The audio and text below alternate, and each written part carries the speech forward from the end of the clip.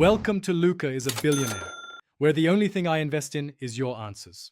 You begin by verifying prerequisites, an 8 GB or larger USB and current backups, because installing wipes drives. Once done, download and run the media creation tool as administrator to avoid permission errors. When prompted, choose Create Installation Media for another PC and click Next.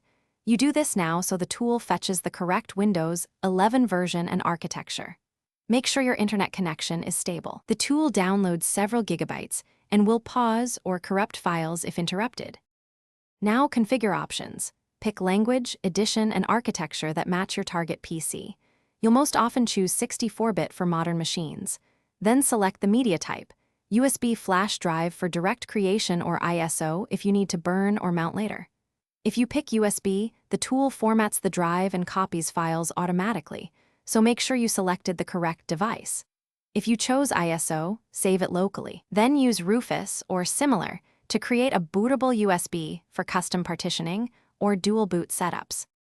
To finish, boot the target PC from the USB installer using the boot menu or UEFI settings.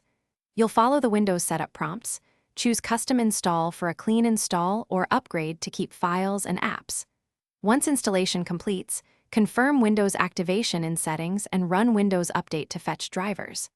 If something goes wrong, one key troubleshooting step: if the tool fails during download, clear its temp downloads. Restart the tool as admin and temporarily disable VPN or firewall. Network. Thanks for watching and please subscribe. It's the best investment you'll ever make.